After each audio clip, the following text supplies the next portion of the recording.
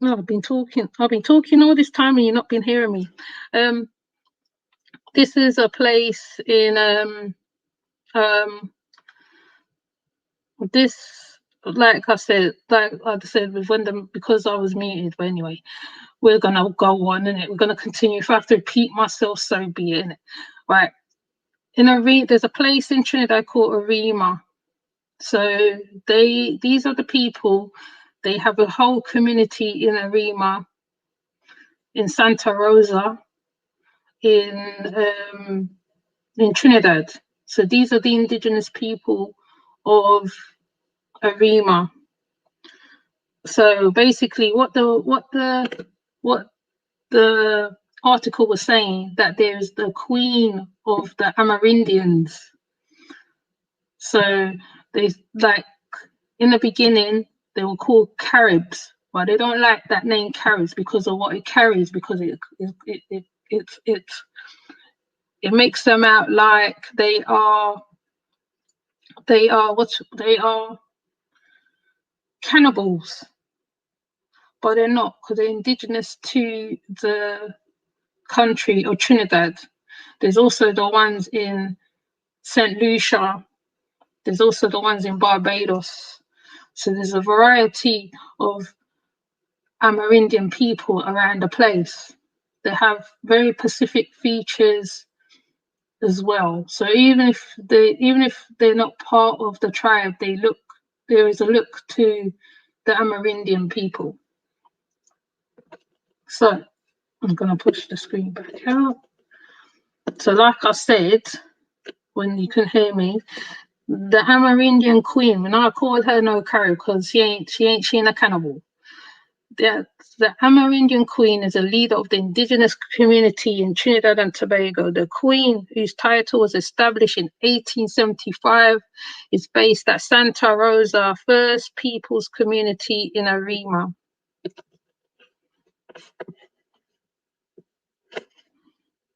This is the history of the Santa Rosa First Peoples Community. The Santa Rosa First Peoples Community is the major organization of indigenous people in Trinidad and Tobago. The indigenous of Arima, because I ain't calling them Caribs like me say, the indigenous people of Arima, are descended from the original Amerindians, inhabitants of Trinidad. The Amerindians from former, those are their tribal names.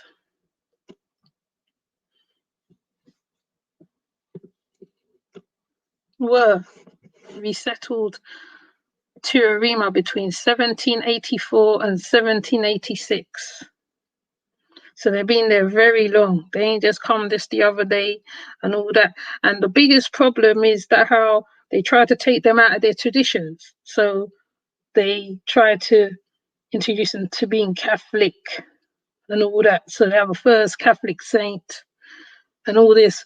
So we're going to skip a few things because we know that how some of the things was given to the people and some things was taken away. So the Amerindians relocated to open their land settlement by the influx of French settlers. So French settlers come, change up the thing, innit?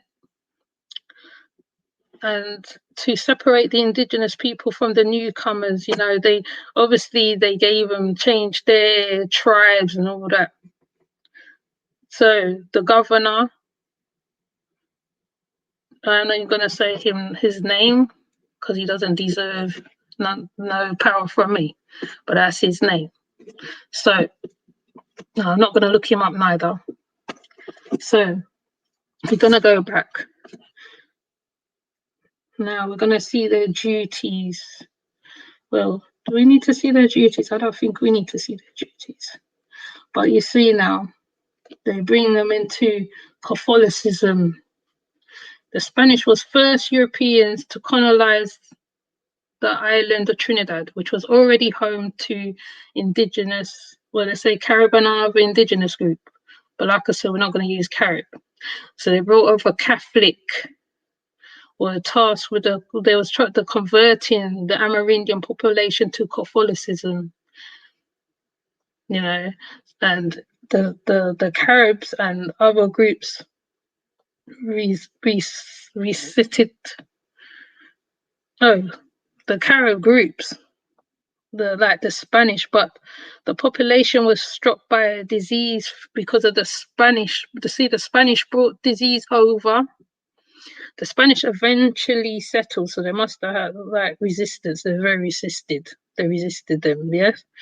So the Spanish eventually settled all of Trinidad's remaining indigenous population on a reservation, which is the same thing they did to the Indians in America, in California, if I remember rightly.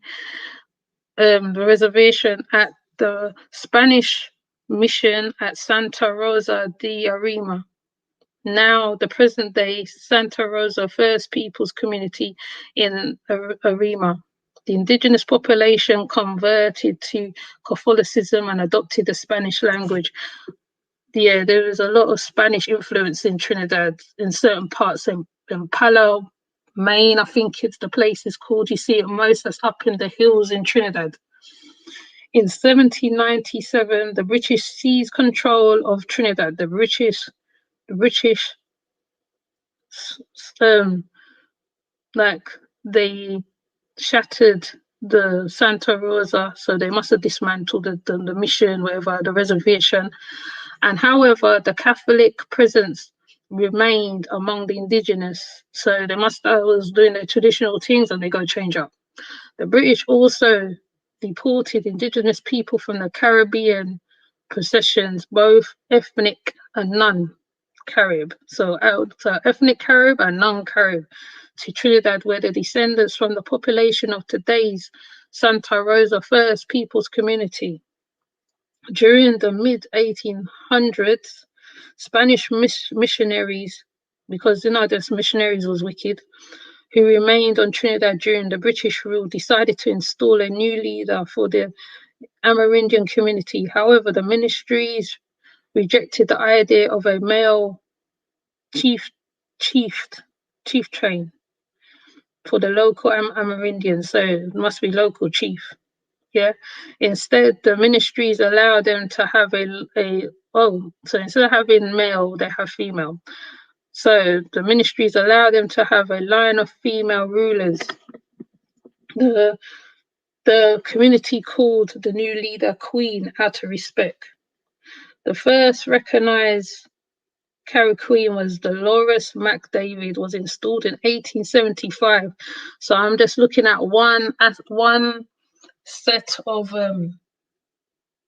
Amerindian leaders in Trinidad.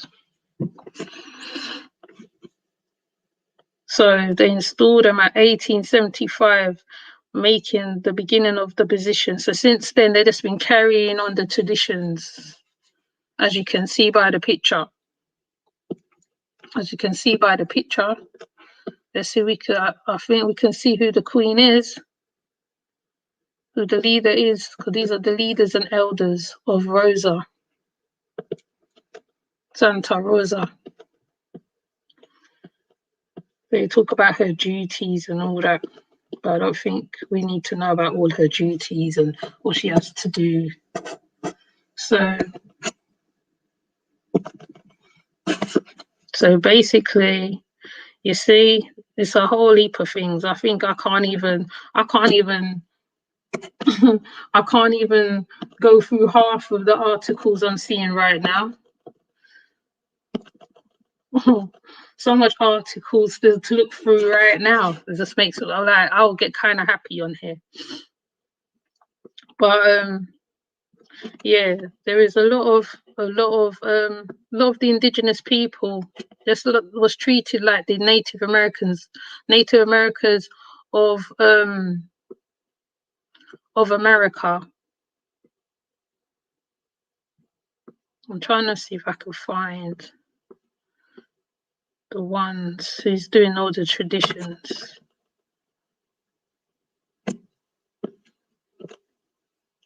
Can't blow the lady up.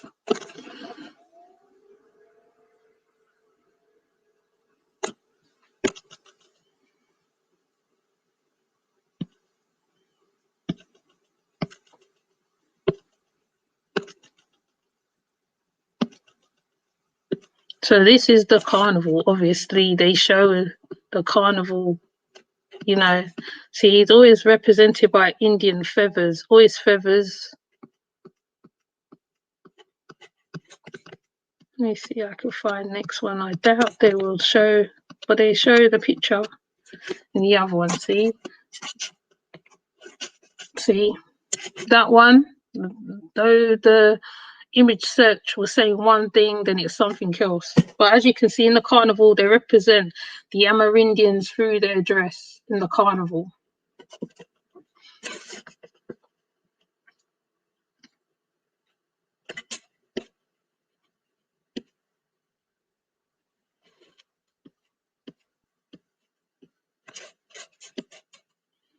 Okay. So Indians mass pays tribute. So we're going to show that one because I like how the man look in this one. And I know in New Orleans, this is very much represented, you know, the chiefs in their feathers, you know. Anyway, while many carnival characters are a form of protest or poke fun at the original French potes, planties or whatever, I don't know why they put these just to say the word. Fancy Indians emerge as a moving tribute to the indigenous people of the atmosphere. From Mardi Gras in New Orleans, same thing I said, to Trinidad Carnival, fancy Indian mass has survived. And like, you know, of course they do the headdress and the costumes featuring the bright feathers. Over time, fancy Indian, that's his name, headpiece have become increasingly like beautiful, you know, beautiful and lovely, and are often supported by bamboo wires frames anchored onto the masquerader's body. Some Indians wear masks, others wear face paint. Fancy Indian costumes are more reflective of North American Indians and combined rituals from Trinidad and Louisiana in the US and South America. See the elder, how he look? Can't even get a big sharp picture of him.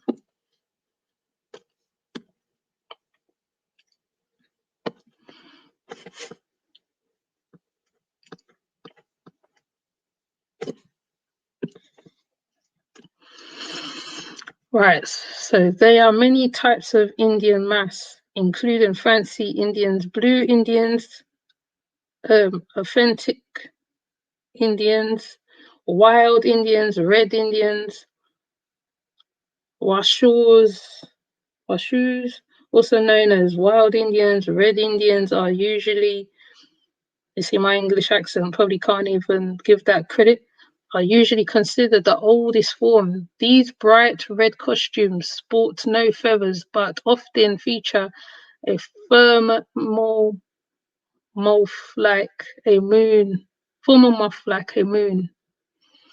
Black Indians who wear costumes that are mostly black with splatters of color, usually gold, red, blue, or yellow, pay a special tribute to the African and Amerindians who intermarried after the Spanish conquest of the region and introduction of slavery. Each type of Indian has its own dance and language. Black Indian mass includes actual words from many of the languages represented in the Caribbean, including Spanish, French, English, Hindi, a smolder of Amerindian African words.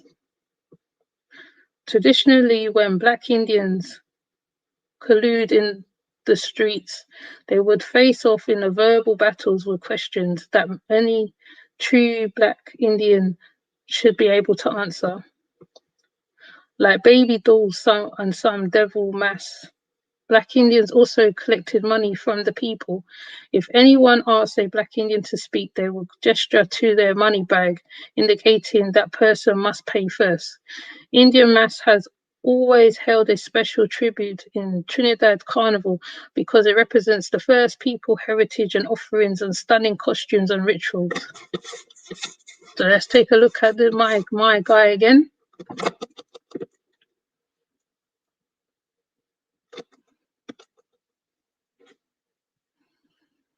And he looks so lovely in his colours, doesn't he? He just looks amazing.